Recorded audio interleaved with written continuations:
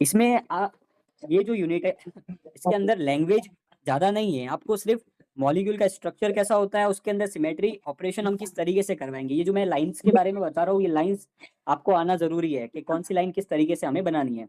तो कल हमने C3 वाला देख लिया था और हमने ये भी बात की थी कि अगर n टाइम्स ऑफ CN/n होता है तो उसको ही हम आइडेंटिटी बोलते हैं उसको ही हम आइडेंटिटी बोलते हैं। जैसे C1/1 आता है तो उसको आइडेंटिटी बोलते हैं, C2/2 उसको भी हम आइडेंटिटी बोलते हैं, C3/3 उसको भी आइडेंटिटी बोलते हैं। ओके, उस तरीके से कोई भी पावर हो सकती है।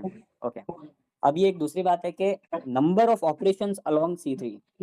हमने क्या बोला कि एक तो सिमेट्री एलिमेंट होता है। क्या चीज होती है? सिमेट्री एलिमेंट, जो कि BF3 के अंदर हम देखें तो C3 प्रेजेंट है ना। C3 इसके अंदर एक एलिमेंट प्रेजेंट है और ये एलिमेंट कौन सा होता है? CN। CN क्या होता है? Proper axis of symmetry. Okay, ये हमने देख लिया कि इसके अंदर ये वाला एलिमेंट प्रेजेंट है। अब ये जो C3 है ये कितनी बार ऑपरेट हो रहा है, मतलब आप कितनी बार C3 को ऑपरेट कर रहे हो, कितनी बार ऑपरेट करने के बाद आपको एक आइडेंटिकल स्ट्रक्चर मिलता है। बात यही है कि आपको कितनी बार ऑपरेट करने के बाद आइडेंटिकल स्ट्रक्चर मिलता है। तो यहाँ पे देखो, जैसे BF3 था, हमने एक बार ऑपरेट किया, C3 1 बार ऑपरेट किया, तो हमें क्या मिला? ये F1 वाला की पोजीशन चेंज हो गई। अगर आइडेंटिकल होता तो F1 यहाँ पे आना चाहिए था ना, लेकिन ऑपरेट करने के बाद F1 की पोजीशन क्या हो गई? चेंज हो गई। फिर हमने C3 दूसरी बार ऑपरेट किया, ये यहाँ से यहाँ तक दूसरी बार था, तो दूसरी बार ऑपरेट करने के बाद भी C1 F1 जो था वो अपनी पोजीशन पे नहीं आया, F1 दूसरी जगह पे, F3 की भी पोजीशन चेंज है, F2 की भी पोजीशन चेंज है। और जब हमने इसको तीसरी बार परफॉर्म किया, ये मान लो ये पहली बार, ये दूसरी बार और ये तीसरी बार, जब तीसरी बार परफॉर्म किया तब जाके हमें क्या मिला? एक आइडेंटिकल स्ट्रक्चर मिला है। आइडेंटिकल स्ट्रक्चर मिला है। ओके, तो कितनी बार परफॉर्म करवाने के बाद मिला है हमें? एक बार, दो बार और तीन बार। यानी कि ऑपरेट हमने कितनी बार किया है C3 को? हमने C3 को ऑपरेट किया है 3 बार। Okay, 1 times, 2 times and 3 times. Okay, तो हम इधर से इधर आते हैं तो इसको हम क्या बोल सकते हैं? C3/3 बोल सकते हैं, और C3/3 को हम आइडेंटिटी ही बोलते हैं, है ना। ये बात भी आपको पता चल गई। तो देखिए कि जो, इसको हटा देता हूँ पहले।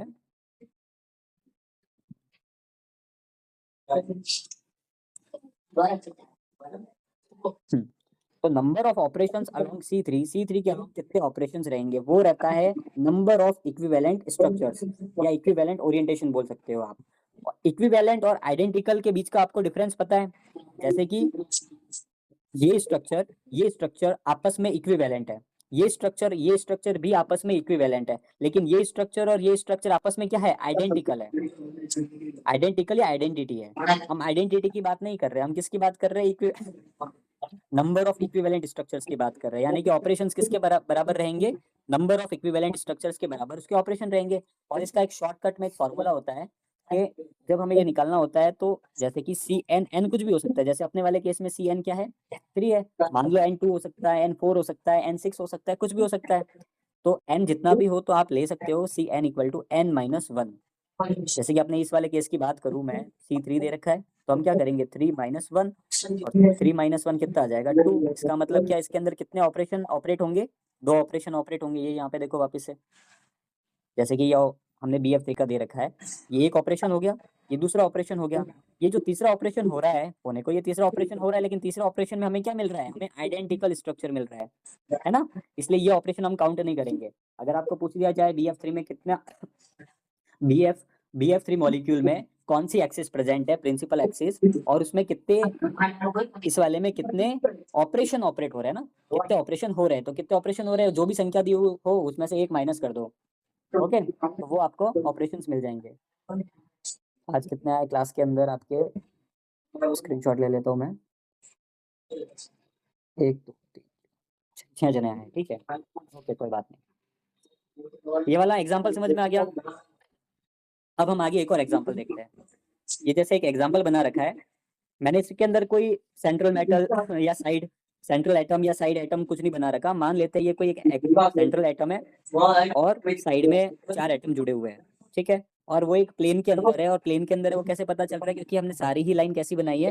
एकदम सिंगल स्ट्रेट लाइन बनाई है, कोई डॉट डॉट नहीं किया है, कुछ भी नहीं किया। इसका मतलब ये एक प्लेन के अंदर मॉलिक्यूल प्रेजेंट है। ओके, सबसे पहले हम नॉर्मल सी बात देखते हैं कि इसके अंदर कौन सा कौन सी प्रॉपर एक्सिस या कौन सी CN हो सकती है। अगर आप सोचे पेपर के अंदर मान लेते, क्योंकि प्लेन के अंदर बोला है तो पेपर के अंदर मानना है आपको कि एक पेपर के अंदर बीच में सेंट्रल मेटल प्रेजेंट है और साइड में 4 डिफरेंट एटम्स प्रेजेंट है, लेकिन कुछ हमें बोल नहीं रखा है तो हम चारों को सेम मान लेते हैं, है ना। हाइड्रोजन मान लो या ब्रोमीन मान लो, क्लोरीन मान लो, कुछ भी मान लो, ठीक है, मान लेते हैं। और सेम टू सेम इस सेंट्रल एटम के ऊपर हम पेन रख देंगे, पेन की जो टिप होती है ना वो इसकी तरफ रखेंगे और प्लेन पास आउट करेंगे। किस तरीके से, ऊपर से तो हम बनाएंगे डैश डैश, मतलब एकदम प्रॉपर लाइन, नीचे बना देंगे डैश डैश। मतलब क्या हो रहा है कि ये जो लाइन है वो लाइन इस बीच वाले एटम के बीच में से जा रही है ना, बीच वाली जो बॉल है, एटम है, जो बॉल है उसके बीच में से जा रही है।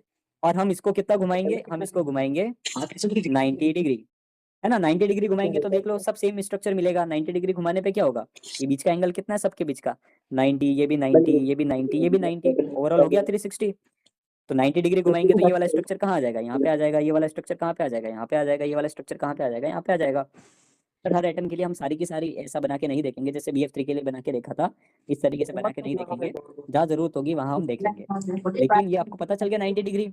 और हम एक्सिस कैसे निकालते थे, हम एक्सिस इस तरीके से निकालते थे कि जो n था वो n किसके बराबर था 360, और जितने से हम रोटेशन कर रहे थे 360 बाई n इक्वल टू हम क्या बोलते थे 360 बाई थीटा। थीटा कितना अपने पास आ रहा है 360 बाई 90, और 90 से हटाएंगे तो ये कितना आ जाएगा 360 बाई 4, यानी कि n की वैल्यू कितनी आ जाएगी हमारे पास C4। ओके, बाकी जो मैंने यहाँ पे लिखा 360 बाय थीटा या 360 बाय 90, ये आपके दिमाग की कैलकुलेशन है या रफ कैलकुलेशन है ना, कि इसके अंदर C4 प्रेजेंट होगी। आपको ओवरऑल इतना ही बताना है, ये मॉलिक्यूल दे दिया तो इसमें क्या प्रेजेंट होगी, एक C4 तो जरूर प्रेजेंट होगी। मतलब C4 मतलब 90 डिग्री का रोटेशन, 90 डिग्री का रोटेशन करवाने पे हमें क्या मिलेगा, एक इक्विवेलेंट स्ट्रक्चर्स मिलेगा।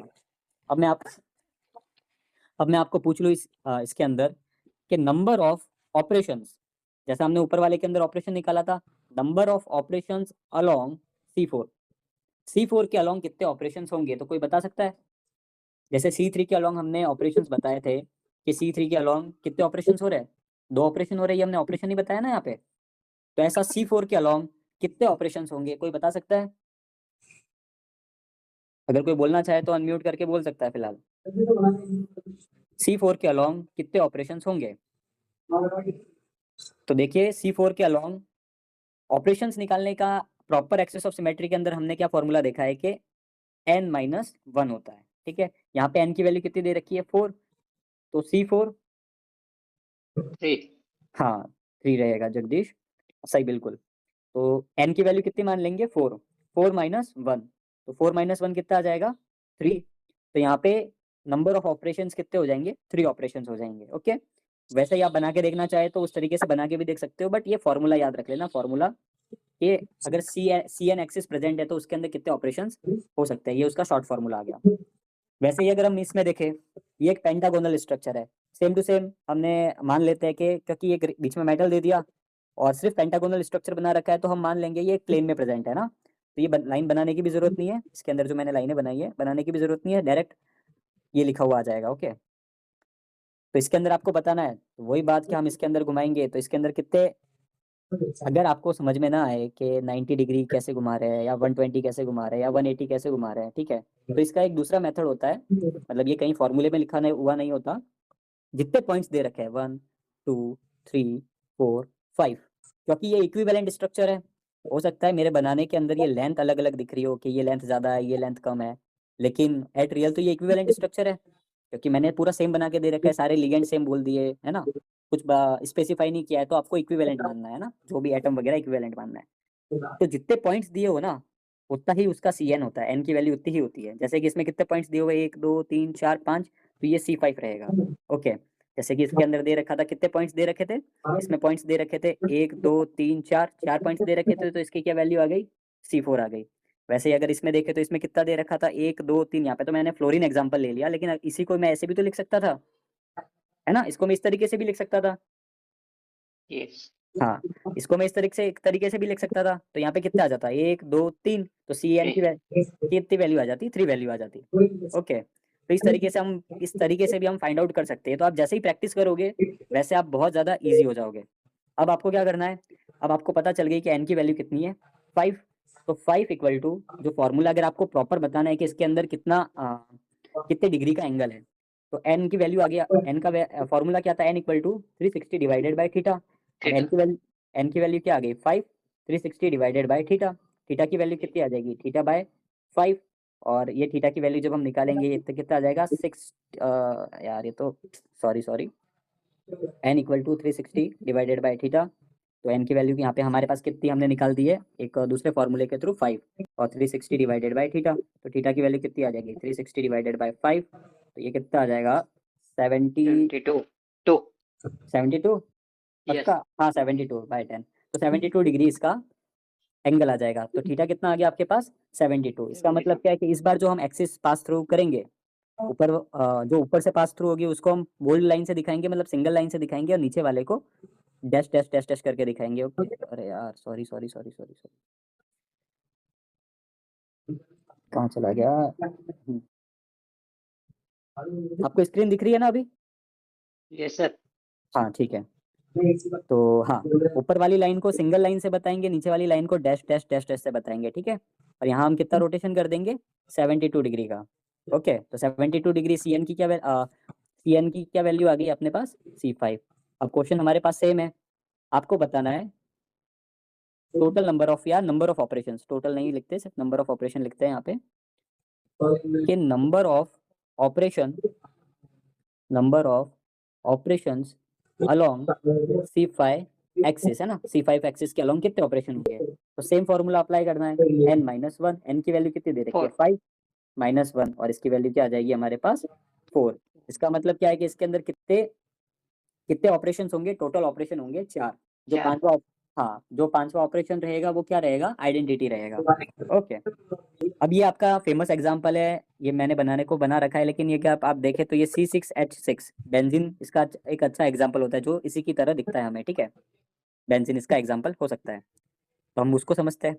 तो इसके अंदर भी हम सेम पास कर सकते हैं कि नंबर ऑफ इक्विवेलेंट साइड कितनी दे रखी है, 1 2 3 4 5 6। तो मान लेते हैं कि n की वैल्यू हमारे पास क्या है 6, n equal to 360 divided by theta. अब 36 n की वैल्यू 6 मान लेते हैं, 360 डिवाइडेड बाय थीटा। ओके, तो थीटा की वैल्यू कितनी आ जाएगी 360 डिवाइडेड बाय 6, और इसकी वैल्यू आ जाएगी हमारे पास 60 डिग्री। ओके, कितना आ जाएगा 60 डिग्री वैल्यू आ जाएगी। ओके, चलो कोई बात नहीं, ठीक है। थीटा की वैल्यू कितनी आ गई 60। मतलब इस बार हमें जो रोटेशन करना है वो रोटेशन कितना करना है, लाइन किस तरीके से दिखानी है वो देख लो। मेन जो हम एक्सिस बता रहे हैं वो एक सिंगल लाइन हो गया, उसके बाद डैश डैश डैश डैश। अब यहाँ कितना रोटेशन हो रहा है, यहाँ रोटेशन हो रहा है 60 डिग्री से, और सी एन की वैल्यू क्या आ गई, यहाँ पे कौन सी एक्सिस प्रेजेंट होगी, C6 एक्सिस प्रेजेंट होगी। अब वापस क्वेश्चन वही है कि नंबर ऑफ, बताइए कोई answer, number of operations along C6 axis कितना रहेगा, अलोंग C6 एक्सिस कितना रहेगा 5 रहेगा, बिल्कुल सही। 6 -1, फॉर्मूला क्या है n-1, तो इसकी वैल्यू क्या आ जाएगी 5 वैल्यू आ जाएगी। ओके, yes तो ये हमने एग्जांपल्स देख लिए। हाँ बस इतने एग्जांपल्स काफी है, आपको ओवरऑल समझ में आना चाहिए कि ये किस तरीके से ये हम नंबर ऑफ ऑपरेशंस निकाल सकते हैं प्रॉपर एक्सिस ऑफ सिमेट्री का, और एक्सिस किस तरीके से बनाते हैं, ये लाइन किस तरीके से हम ड्रॉ करते हैं, ये रोटेशन कैसे निकालते हैं, एन की वैल्यू कैसे निकालते हैं। हो सकता है आपको थोड़ा बहुत समझ में आया होगा, नहीं समझ में आया तो आप विथ प्रैक्टिस चलते रहेंगे तो आपको समझ में आ जाएगा। ये बात है कि आपको देखना आना या आप सोच पा रहे हो, ये ज्यादा इंपॉर्टेंट है ना। अगर आप सोच ही नहीं पा रहे तो फिर इशू है, अगर आप सोच पा रहे हो तो आप बता दोगे कि कितना घूम रहा है, घूमने से सेम आ रहा है नहीं आ रहा है। ओके, अब हम इसी प्लेन ऑफ सिमेट्री, ये जो सी एन एक्सिस है, इसी सी एन एक्सिस को हम बता सकते हैं कि ये कैसी कैसी हो सकती है। एक मॉलिक्यूल के अंदर एक से ज्यादा भी हो सकती है, जैसे कि मैं आपको बताता हूँ। जैसे एक्सेस ऑफ सिमेट्री की बात कर रहे हैं, एक्सेस ऑफ सिमेट्री मतलब लाइन वाली ना, अभी हम सब क्या कर रहे थे, लाइन से ही पास थ्रू कर रहे थे, लाइन के अलोंग ही हम क्या कर रहे थे, रोटेशन कर रहे थे। इसको हम शॉर्ट फॉर्म में बोल सकते हैं AOS। AOS माने एक्सिस ऑफ सिमेट्री। ओके, तो एक्सिस ऑफ सिमेट्री दो टाइप की हो सकती है, एक तो सबसे पहले प्रिंसिपल एक्सिस और एक दूसरी सब्सिडरी एक्सिस। आप ऐसे मान लो कि अगर किसी मॉलिक्यूल के अंदर, क्या हुआ यहाँ पे, हाँ, अगर किसी मॉलिक्यूल के अंदर दो टाइप की सी एक्सिस प्रेजेंट है ना, दो टाइप से, जैसे हम एग्जांपल से समझ लेते हैं, प्रिंसिपल एक्सिस और सब्सिडरी एक्सिस। प्रिंसिपल एक्सिस उसको कहेंगे जिसकी वैल्यू ज्यादा रहेगी, जैसे एक दे रखी है आपको 6 और एक दे रखी है 5, तो जो ज्यादा वाली है 6 वाली को क्या बोलेंगे हम, प्रिंसिपल एक्सिस। एक आपको दे रखी है 5 और एक दे रखी है 2, तो 5 वाली को हम क्या कहेंगे, प्रिंसिपल एक्सिस। और जो 5 और 2 जो दूसरा 2 दे रखा है उसको हम कहेंगे सब्सिडरी एक्सिस। यानी कि हाईएस्ट ऑर्डर जो होती है उसको हम बोलते हैं प्रिंसिपल एक्सिस, और जो axis other than principal axis के अलावा कोई भी हो उसको क्या बोलेंगे, सब्सिडरी एक्सिस।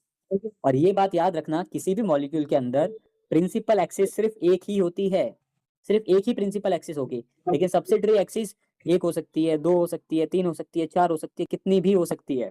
ओके, ये कैरेक्टरिस्टिक बात होती है प्रिंसिपल एक्सिस की, कि प्रिंसिपल एक्सिस किसी भी मॉलिक्यूल के अंदर सिर्फ एक ही होती है, सब्सिडरी एक्सिस एक हो सकती है, दो हो सकती है, ज्यादा भी हो सकती है, वो विद एग्जांपल हम देखते हैं।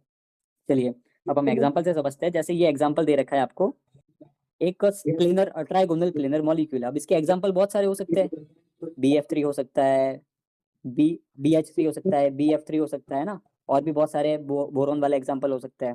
ठीक है, जो प्लेनर स्ट्रक्चर हो, हम प्लेनर स्ट्रक्चर की बात कर रहे हैं। ठीक है, तो फिलहाल हम मान लेते हैं कि एक ट्राइगोनल प्लेनर टाइप का कोई भी एग्जांपल दे रखा है आपके पास।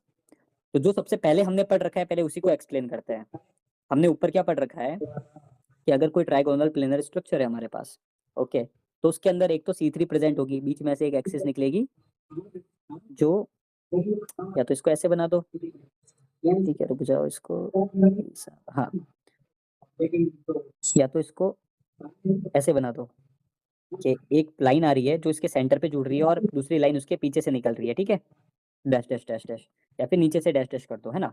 और इसके अलोंग आप ऐसा थोड़ा रोटेशन दिखा देना कि ये रोटेशन हो रहा है आपका 120 डिग्री का, है ना, 120 डिग्री का रोटेशन हो रहा है। तो 120 डिग्री का रोटेशन हो रहा है, तो ये कौन सी एक्सिस है आपके पास, एक तो C3 एक्सिस है, ये तो आपने ऊपर देख लिया था ना, yes, ऊपर वाले एग्जाम्पल में देख लिया था। अब इसके अंदर दूसरी और कौन सी एक्सिस प्रेजेंट है, क्योंकि एक के अंदर एक से ज्यादा सिमेट्री प्रेजेंट हो सकती है ना, और होती भी है बहुतों में, किसी किसी में ही होती है, बाकी मोस्टली में बहुत सारी सिमेट्री प्रेजेंट होती है। फिर वापस से हम मॉलिक्यूल बना देते हैं। ठीक है, अब इसके अंदर हम पास करते हैं एक वो वाला प्लेन जो मैंने आपको बताया था, बोरॉन और फ्लोरीन के बीच में से पास हो रही है, हो सकती है। और इस वाले को हमने क्या बोला था, ये आपको पास करनी है C2 एक्सिस, है ना। इस वाले को आप डायरेक्ट लिख सकते हो कि ये डायरेक्ट क्या है, C3 एक्सिस है, या फिर 120 डिग्री, या इसको आप बोल सकते हो कि C2 का रोटेशन करवा रहा है, या 180 डिग्री। और C2 का रोटेशन करवाने के बाद ये एक आइडेंटिकल स्ट्रक्चर मिल रहा है, इसलिए हम रोटेशन करवा रहे हैं ना, अदरवाइज नहीं करवाते, है ना। तो एक एक तो एक्सिस ये हो सकती है, अगर यहाँ से पास आउट हो रही है तो यहाँ से भी तो पास आउट हो सकती है, जो यहाँ वाला फ्लोरीन और जो कि यहाँ वाला फ्लोरीन और यहाँ वाला बोरोन के बीच में से पास हो, है ना। एग्जाम्पल को माइंड में रखना है। और तो इसी तरीके से तो यहाँ से भी पास आउट हो सकती है, क्योंकि yes, है तो तीनों सेम ही है। तो हम यहाँ नाम दे देंगे कि एक तो ये वाली C2 होगी, एक ये भी C2 रहेगी, ये भी C2 रहेगी। ये जो मैं एरो बना रहा हूँ ना, ये वाला जो एरो बना रहा हूँ, इसका मतलब ये हो रहा है कि हम इसको घुमा रहे हैं। कितने से घुमा रहे हैं, C2 से घुमा रहे हैं। C2 का मतलब, 2 का मतलब कितना है, वो हम 180 से घुमा रहे हैं। ठीक है, जैसे ये वाला एरो, इसका मतलब क्या है कि हम रोटेशन कर रहे हैं। हम क्या कर रहे हैं, रोटेशन कर रहे हैं ना, सॉरी, रोटेशन कर रहे हैं। तो किसके अलावा कितना रोटेशन कर रहे हैं, C3 का मतलब कितना रोटेशन कर रहे हैं, 120 डिग्री का रोटेशन कर रहे हैं। और रोटेशन करने के बाद हमें क्या मिल रहा है, एक आइडेंटिकल स्ट्रक्चर मिल रहा है। ओके, इस वाले अगर हम यहाँ से रोटेशन कर रहे हैं इस वाली एक्सिस के अलोंग, तो ये वाला और ये वाला बीच वाला तो रहेगा अपनी ही पोजीशन पे, लेकिन ये वाली और ये वाली अपनी पोजीशन चेंज कर लेंगे। तो देखिए, अब ये जो हमारे पास एक सर सिंगल मॉलिक्यूल था, हाँ सर बोलो, हाँ जी बोलिए। जैसे सर जैसे कि C3 मीन्स जैसे कि 360 डिवाइड बाई 3 है ना, नहीं नहीं नहीं नहीं नहीं, जैसे कि 120 डिग्री लिखा हाँ सर हाँ मैंने। हाँ हाँ हाँ हाँ, बिल्कुल बिल्कुल और वही, जैसे कि C2 मीन्स 360 है ना। 360 डिवाइडेड बाई 2, हाँ हाँ हाँ ठीक ठीक, ओके सर, थैंक यू। 180, हाँ 180 आ जाएगा। ये वही जी, फॉर्मूला है, n इक्वल टू, हाँ आपको 360 दे दिया, नीचे yes, थीटा एंगल आ गया, आप थीटा को यहाँ पे लेके जाओ, n को नीचे लेके आओ। सर इसकी डायरेक्शन किसी भी साइड हो सकती है ना। डायरेक्शन, जैसे डायरेक्शन हम्म, आप पर्टिकुलर ऐसे मान सकते हो कि हम्म, डायरेक्शन या तो ऊपर से नीचे की तरफ, जी सर। डायरेक्शन का तो इतना रोल नहीं, आप लाइन पास जी, कर दी, हम्म, अब हम लाइन को थोड़ी उधर उधर कर रहे हैं, हम किस एटम से yes, पास आउट कर रहे हैं उससे डिफाइन कर रहा है डायरेक्शन। ठीक तो सर। चाहे आप इस लाइन का डायरेक्शन ऊपर और ये वो वाली लाइन तो बना ही नहीं रहे हम, हम्म, है ना। हम एटम से पास कर रहे हैं ना, ये बीच में एटम रखा है, एटम के हम लाइन को किस हम्म, तरीके से बना रहे हैं वो ज्यादा इंपॉर्टेंट है, लाइन का तो हम डायरेक्शन, मैंने अभी तक किसी भी लाइन के अंदर यूं तो बताया ही नहीं जो एटम के बीच में से पास कर रहा हूँ, है जी ना। जी सर। तो ये वाली लाइन होती है वो डायरेक्शन को रिप्रेजेंट करती है कि ये लाइन इस तरफ जा रही है, या ये दोनों ही लाइन इस तरफ भी बढ़ रही है, इस तरफ भी बढ़ रही है, हम्म, इस तरीके से नहीं है। ठीक ओके है, सर। तो हम यहाँ देख रहे थे कि हम जो ये ट्राइगोनल प्लेनर वाला मॉलिक्यूल देख रहे हैं, ट्राइंगल जैसा मॉलिक्यूल देख रहे हैं, इस मॉलिक्यूल के अंदर दो टाइप की एक्सिस प्रेजेंट है, एक तो C3 प्रेजेंट है और C2 प्रेजेंट है। अगर आप चाहे इसके अंदर और दूसरी एक्सिस देखना, मैं C एक्सिस प्रॉपर एक्सिस की बात कर रहा हूँ, तो ना तो इसके अंदर C4 प्रेजेंट होगी। C4 का मतलब क्या होता है, 90 डिग्री रोटेशन। अब यहाँ Yes. इस वाले मॉलिक्यूल को हम किसी भी तरीके से अगर 90 डिग्री से घुमाऊँ, अगर मैं अलोंग प्लेन घुमाऊँ या वर्टिकल प्लेन के थ्रू या हॉरिजॉन्टल प्लेन के थ्रू, ये आइडेंटिकल स्ट्रक्चर बनाएगा ही नहीं। इसका मतलब इसके अंदर ना तो C4 प्रेजेंट है, ना C5, ना 6, Yes. इससे ज्यादा वाले प्रेजेंट ही नहीं होंगे। मैक्सिमम टू मैक्सिमम इसमें C3 और C2 C2. प्रेजेंट होगा। ओके, अब हमें क्या जगदीश भाई बताना है, अपनी आवाज म्यूट करे। क्या हुआ? जगदीश भाई को बोलो इनकी आवाज म्यूट करे एक बार। हाँ काम हो तो आप बोल सकते हो। हाँ, आपको अगर डाउट हो ना तो अनम्यूट करके बोलना है। ओके, हाँ कर दिया म्यूट, ठीक है। तो हम क्या बोल रहे थे, हमने एक्सेस बता दी कि इसके अंदर कौन कौन सी एक्सेस प्रेजेंट हो सकती है। एक तो C3 प्रेजेंट हो सकती है, C2 प्रेजेंट हो सकती है। ऊपर हमने बात की कि आपके एक्सिस कितने भी प्रेजेंट हो, उसमें एक एक्सिस तो रहेगी प्रिंसिपल एक्सिस, और एक टाइप की एक्सिस होती है सब्सिडरी एक्सिस। प्रिंसिपल एक्सिस किसी भी मॉलिक्यूल के अंदर एक ही हो सकती है, और सब्सिडरी एक्सिस एक से ज्यादा भी हो सकती है, एक भी हो सकती है, एक से ज्यादा भी हो सकती है। ओके, तो हमें इस मॉलिक्यूल के अंदर बताना है कि प्रिंसिपल एक्सिस कौन सी है और सब्सिडरी एक्सिस कौन सी है। हमने क्या बोला कि प्रिंसिपल एक्सिस वो वाली एक्सिस होती है जिसके अंदर n की वैल्यू हाईएस्ट हो। n की वैल्यू क्या हो, हाईएस्ट। अब देखिए, एक n की वैल्यू दे रखी है आपके पास 3, एक आपके पास दे रखी है 2। तो n की वैल्यू 3 हो गई, 2 और 3 में से हाईएस्ट कौन सा होता है, 3 वाला होता है। तो यहाँ पे जो प्रिंसिपल एक्सिस रहेगी वो कौन सी रहेगी, C3 एक्सिस आपकी प्रिंसिपल एक्सिस रहेगी। और सब्सिडरी एक्सिस कौन सी रहेगी, प्रिंसिपल एक्सिस के अलावा जितनी भी एक्सिस होती है वो क्या होती है, सब्सिडरी एक्सिस। तो प्रिंसिपल के अलावा यहाँ पे तो सिर्फ C2 प्रेजेंट है, C2 प्रेजेंट है, तो यहाँ पे जो C2 एक्सिस है वो कौन सी रहेगी, सब्सिडरी एक्सिस। ओके, और सब्सिडरी एक्सिस कितनी है आपके पास, देखो, एक तो ये वाली है, एक ये हो गया, इसको हटा देते हैं, एक ये वाला हो गया, एक ये हो गया, एक ये हो गया, ये भी 3 है ना। इसका भी हम आगे देखेंगे कि जितनी प्रिंसिपल एक्सिस होती है उसके परपेंडिकुलर C2s होती है। लेकिन आपको एक बार पता चल गया कि प्रिंसिपल एक्सिस किसे कहते हैं और सब्सिडरी एक्सिस किसे कहते हैं। ओके, अब चलिए, अब हम आगे देखते हैं। एक स्क्वायर प्लेनर वाला कॉम्प्लेक्स है, एक स्क्वायर वाला बॉक्स है, जहां हमने ऊपर इसके अंदर देख लिया था कि इसके अंदर एक C4 प्रेजेंट है। तो C4 हम कैसे रिप्रेजेंट कर देंगे, इस तरीके से रिप्रेजेंट कर देंगे। ओके, कि एक लाइन आ रही है, जो इसके बीच वाला एटम है, सेंट्रल एटम है, उसके बीच में से एक लाइन पास हो रही है। ओके, और उसके अलोंग रोटेशन हो रहा है कितना, C4। C4 का रोटेशन का मतलब क्या होता है, 190 degree, sorry 90 degree rotation. C4 का मतलब कितना होता है, 90 डिग्री रोटेशन।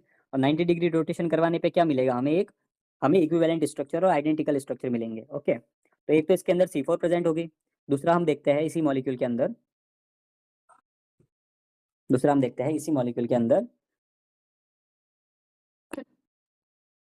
हम्म, आप अगर देखें तो अगर मैं ये वाली जो लाइन थी, इस लाइन का तो मतलब पता चल गया ना कि बीच में से ऊपर से आ रही है और पेपर के बीचों बीच में से आर पार हो रही है। ठीक है, अब आप ऐसा मानो कि एक लाइन है वो पेपर के अलोंग पास हो रही है, यानी पेन जो पहले खड़ी थी वो पेन लेटी हुई है ना। और इस लाइन को मैं रोटेट करवा दूं C2 के थ्रू। C2 मतलब 180 का रोटेशन। और जब ये 180 का रोटेशन होगा तो ये लाइन के अलोंग जब घूमेगा तो ये वाला पॉइंट यहाँ आएगा, ये वाला पॉइंट यहाँ जाएगा, जो भी यहाँ पे एटम रहेगा वो ये यहाँ पे आ जाएगा और ये यहाँ पे आ जाएगा। सब अपनी ही पोजीशन पे वापस रोटेट हो रहे हैं, है ना। तो जब अपनी ही पोजीशन पे रोटेट हो रहे हैं तो हमें क्या मिलेगी, हमें एक इक्विवेलेंट स्ट्रक्चर मिलेगी। अगर मैं यहाँ से लाइन पास आउट कर सकता हूँ तो मैं लाइन यहाँ से भी पास आउट कर सकता हूँ ना। क्योंकि अगर यहाँ से मुझे इक्विवेलेंट स्ट्रक्चर मिल रहा है तो मुझे यहाँ से भी इक्विवेलेंट स्ट्रक्चर मिलेगा। इतना मोटा कैसे हो गया, है ना। तो मुझे यहाँ से भी क्या मिलेगा, एक इक्विवेलेंट स्ट्रक्चर मिलेगा। वहीं अगर मैं इस लाइन को इधर से पास आउट करूँ, जो इस वाले एटम को और इस वाले एटम को दोनों के ही दोनों के ही बीच में से होके जाए। ओके, तब ये दोनों के बीच में से होके जाएगा और फिर हम इसके अंदर रोटेशन करवाते हैं, C2 का। तब क्या रहेगा कि ये एटम तो अपनी जगह पे घूमेगा, अगर बीच में कोई सेंट्रल एटम प्रेजेंट है वो भी अपनी जगह पे घूमेगा, कॉर्नर वाला भी अपनी जगह पे घूमेगा। लेकिन ये एटम, इसको मान लेते हैं 1 और 2, तो 1 2 की जगह पे आ जाएगा, 2 1 की जगह पे आ जाएगा। मिलेगा तो फिर भी हमें सेम, क्योंकि हम मान रहे हैं कि ये एटम भी, मान लो फ्लोरीन प्रेजेंट है, ये भी हमारे पास फ्लोरीन प्रेजेंट है ना। तो क्या मिलेगा, हमें इक्विवेलेंट स्ट्रक्चर्स मिलेगा। अगर यहाँ से हमारे पास इक्विवेलेंट स्ट्रक्चर आ रहा है तो यहाँ से भी हमारे पास क्या आएगा, यहाँ से भी क्या आएगा, हमारे पास एक इक्विवेलेंट स्ट्रक्चर आएगा। समझ में आ रहा है आपको। तो ओवरऑल कितनी C2 एक्सिस प्रेजेंट हो गई, यहाँ पे कितनी C2 प्रेजेंट हो गई, 1 2 3 और 4 C2 प्रेजेंट हो गई। कितनी C2 प्रेजेंट हो गई? 4 C2 प्रेजेंट हो गई। अब वापस से सेम क्वेश्चन, क्योंकि अभी हम क्या देख रहे हैं कि किसी भी मॉलिक्यूल के अंदर कौन सी वाली एक्सिस को हम प्रिंसिपल एक्सिस कहेंगे और कौन सी वाली एक्सिस को हम सब्सिडरी एक्सिस बोलेंगे। तो प्रिंसिपल एक्सिस वो होती है जो हाईएस्ट वैल्यू या हाईएस्ट ऑर्डर ऑफ एक्सिस को क्या बोलते हैं हम? Principal axis. तो एक तो हमारे पास सिंपल सी बात है, दे रखा है C4, एक हमारे पास दे रखा है C2, तो दोनों में से हाईएस्ट कौन सी है? C4 वाली हाईएस्ट है। तो C4 को हम क्या बोल देंगे कि C4 हमारे पास एक प्रिंसिपल एक्सिस प्रेजेंट है। और वहीं सब्सिडरी एक्सिस कौन सी है? C2, तो C2 हमारे पास क्या हो जाएगी? सब्सिडरी एक्सिस हो जाएगी। और कितनी C2 प्रेजेंट है? 4 C2 प्रेजेंट है। हमने ऊपर लिखा था क्या? हाँ, ऊपर हमने नहीं लिखा। तो ऊपर वाले एग्जांपल में जैसे हमारे पास C3 प्रेजेंट थी प्रिंसिपल एक्सिस, और सब्सिडरी एक्सिस कौन सी थी? C2। बट C2 कितनी प्रेजेंट थी हमारे पास? C2 देखो यहाँ पे, एक तो ये वाली C2, एक ये वाली C2 और एक ये वाली C2। कितनी C2 हो गई हमारे पास? 3 C2 हो गई। कितनी C2 हो गई हमारे पास? 3 C2 हमारे पास प्रेजेंट है। वैसे इस वाले एग्जांपल में कितने C2 प्रेजेंट है? 4 C2 प्रेजेंट है। और प्रिंसिपल एक्सिस कौन सी है हमारे पास? C4। सब्सिडरी एक्सिस कौन सी है हमारे पास? C2, और वो भी कितनी है हमारे पास? 4। ओके, वैसे ही हम पेंटागोनल वाले एग्जांपल में आते हैं, तो इसके अंदर भी सेम बात है। हमने C5 वाला तो देख लिया था पहले ही कि किस तरीके से C5 इसके अंदर प्रेजेंट होगी। ओके, तो इसके अलोंग अगर रोटेशन होगा, वो C5 वाले रोटेशन होगा, और C5 रोटेशन होगा तो एक तो C5 प्रेजेंट होगी। अगर हम दूसरा देखें, ठीक है, दूसरा देखें तो दूसरा आप इस तरीके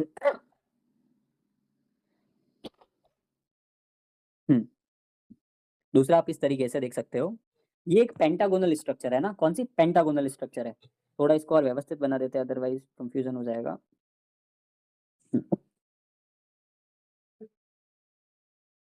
आपको एग्जाम के अंदर भी स्ट्रक्चर थोड़ा सा सही से बनाना है ना, अदरवाइज आप एक्सिस पास आउट नहीं कर पाओगे, मतलब थोड़ा एकदम इंटरमिक्स हो जाएगा सब कुछ। अब देखो, अब मुझे क्या पास आउट करनी है? C2 पास करनी है।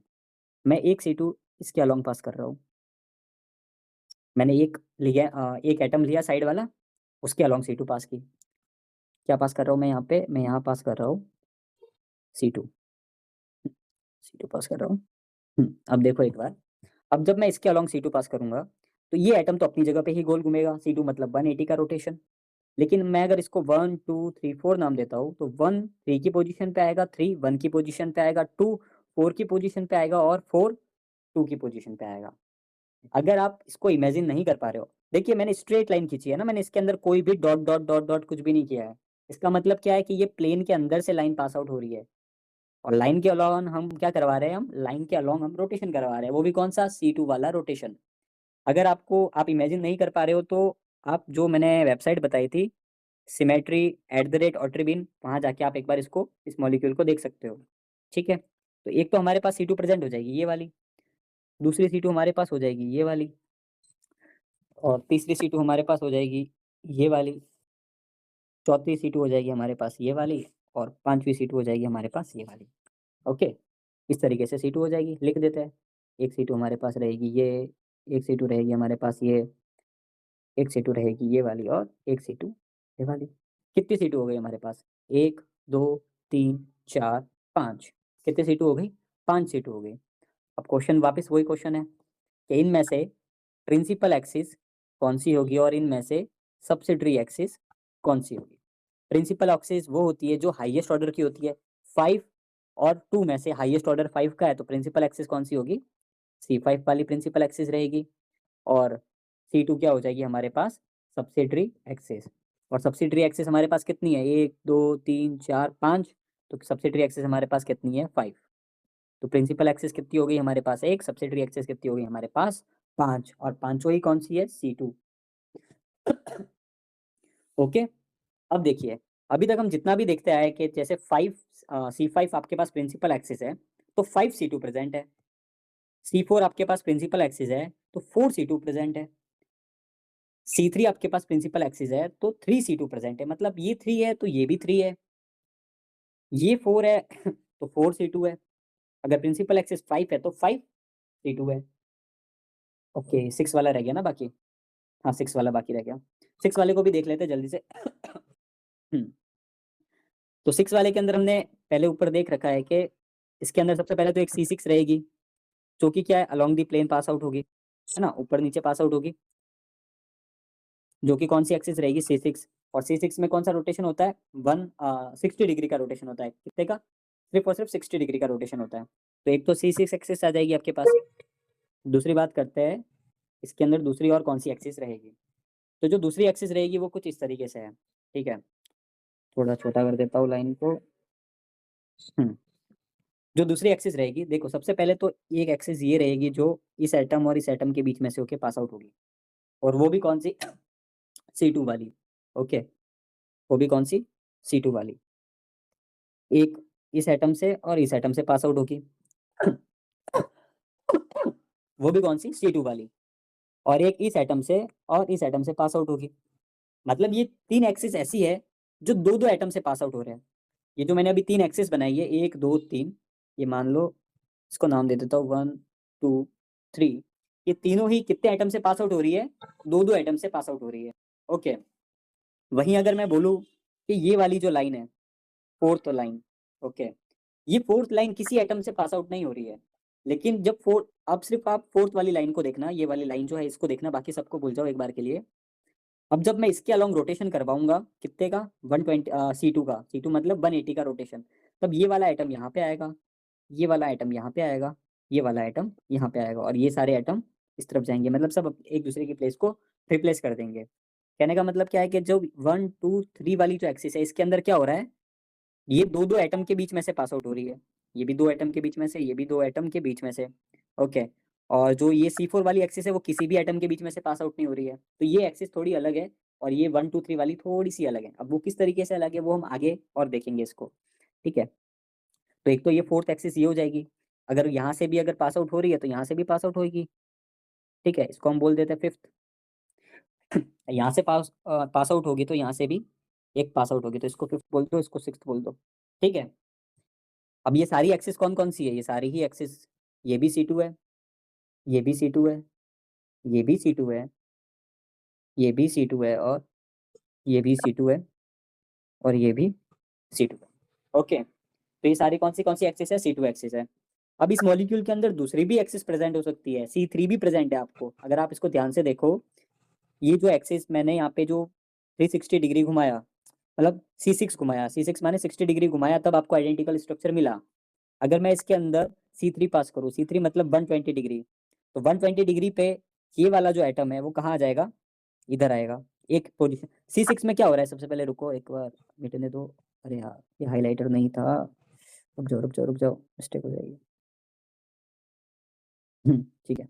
हाँ, देखो C6 के अंदर तो क्या होता है कि ये एटम अपने पास वाले एटम पे जाता है, पोजीशन चेंज होता है, क्योंकि रोटेशन कितना हो रहा है 60 का ही रोटेशन हो रहा है, तो ये 60 डिग्री है, तो ये एटम अपने पास वाले एटम पे आएगा, ये वाला एटम पास वाले पे जाएगा, ये पास वाले पे जाएगा, ये भी अपने पास वाले पे जाएगा, ये भी पास वाले पे जाएगा, और ये भी पास वाले पे जाएगा, ठीक है, इस तरीके से रोटेशन होगा। वहीं अगर इसी एक्सिस पे मैं अगर पास करूँ C3 मतलब 120 का रोटेशन, और 120 के रोटेशन पे क्या होगा, ये वाला आइटम एक को छोड़ के दूसरे पे जाएगा, ये वाला आइटम एक को छोड़ के दूसरे पे जाएगा, मतलब देख रहे हो, ये भी एक आपके पास एक इक्विवेलेंट स्ट्रक्चर आता है, लेकिन इस वाली पोजीशन के अंदर हम ये इसकी बात नहीं करेंगे, ठीक है, क्योंकि आपको मैं सिर्फ ये पूछना चाह रहा हूँ कि प्रिंसिपल ये डिफरेंस बताना चाह रहा हूँ कि प्रिंसिपल एक्सिस और सब्सिडरी एक्सिस के बीच का क्या डिफरेंस होता है, ठीक है। तो देख लेते हैं वापस से कि इस वाले एग्जाम्पल के अंदर प्रिंसिपल एक्सिस कौन सा है और सब्सिडरी एक्सिस कौन सा है। तो प्रिंसिपल एक्सिस की बात करेंगे तो C6 और C2, तो बड़ा कौन सा है, हाईएस्ट कौन सा है, हाईएस्ट क्या है आपके पास C6, और सब्सिडरी एक्सिस कौन सी हो जाएगी C2, और C2 भी कितने टाइम्स है 6 टाइम्स है, गिन लो 1 2 3 4 5 और 6, 6 आपके पास क्या है, 6 आपके पास है C2। आ गई बात समझ में। तो हम इधर से एक कंक्लूजन निकाल सकते हैं कि अगर n इक्वल साइड्स आपके पास प्रेजेंट होती है, n इक्वल साइड्स मतलब ये 1 2 3 4 5 6 6 साइड से, और 6 की 6 साइड कौन सी है, कैसी है, इक्वल है, इसकी साइज क्या रहती है, इक्वल रहती है, ओके।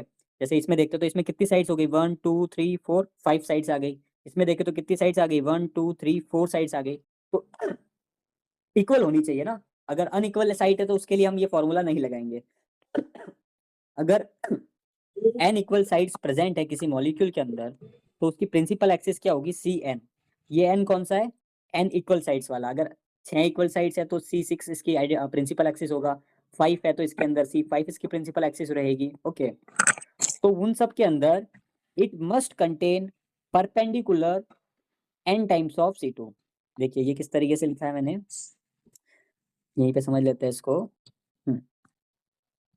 जैसे कि हमने बोला कि आपके पास ये एग्जांपल दे रखा है, इसके अंदर कितनी साइड्स है, 1 2 3 4 5 6 साइड्स है, तो n की वैल्यू कितनी आ गई 6। अगर किसी के अंदर इक्वल साइड्स दे रखी है, n इक्वल साइड्स दे रखी है, इसके अंदर कितनी 6 इक्वल साइड्स है, तो उसकी जो प्रिंसिपल एक्सिस होगी वो कितनी होगी, C6। जो ये 6 n इसकी वैल्यू है उतनी ही उसकी क्या रहेगी, प्रिंसिपल एक्सिस की वैल्यू रहेगी। और जब n इक्वल साइड्स दे रखी होती है तो जो C6 होता है उसके perpendicular he 6 times of C2 रहेगा। ये जो यहाँ लिखा है कि परपेंडिकुलर, ये तो हम ऊपर भी देख चुके हैं कि अगर 6 था तो 6 C2 थे, 5 था तो 5 C2 थे, 4 था तो 4 C2 थे, 3 के टाइम 3 C2 थे। लेकिन इस परपेंडिकुलर का क्या मतलब है, परपेंडिकुलर का मतलब है कि C6 और इसके C2 के बीच में 90 डिग्री का डिफरेंस होता है। अगर आप मान लो कि आप पेपर के ऊपर एक पेन सीधी रखते हो, मतलब सीधी खड़ी रखते हो ना, खड़ी रख रहे हो आप, जिसका सिर्फ टिप पेन को पेपर को टच हो रहा है, तो जब सिर्फ टिप पेपर को टच हो रहा है और एक आप एक्सिस मान रहे हो पेन को लेटा के, मतलब एल बना दो सीधा, एक तो पेन को लेटा रहे हो आप पेपर के ऊपर और एक पेन को खड़े रख रहे हो, तो दोनों के बीच का एंगल कितना है, 90 डिग्री का एंगल हो गया ना। ये देखो, अगर एक पेपर के ऊपर एक पेन को तो रख रहे हो आप खड़ा, जो बीच में से पास आउट हो रहा है, और एक पेन को रख रहे हो ऐसा, तो इन दोनों के बीच का डिफरेंस कितना है, 90 डिग्री का डिफरेंस है। तो इसके कहने का मतलब ये है कि जब भी n इक्वल साइड्स वाला एग्जांपल होगा तो उसके अंदर कंफर्मली n उसकी प्रिंसिपल एक्सिस रहेगी और परपेंडिकुलर C2 टाइम्स उसकी सब्सिडरी एक्सिस रहेगा, और कौन सा C2 वाला रहेगा। ये एक कॉमन कंक्लूजन है जो हम ऊपर एग्जांपल से भी देखते हुए आए हैं। ओके, तो ये बात आपको एक कॉमन कंक्लूजन हो गया कि ये बात होगी, समझ में आ गया ये बातें। चलिए हम आगे चलते हैं। अभी ये इसका रिप्रेजेंट करने का तरीका कि अगर Cn प्रेजेंट है तो उसके अंदर perpendicular n times of C2 होगा। अब ये इसके अंदर बात ये भी है कि अगर, अरे यार कहाँ चला गया, आपको स्क्रीन दिख रही है? हाँ सर। हाँ ठीक है।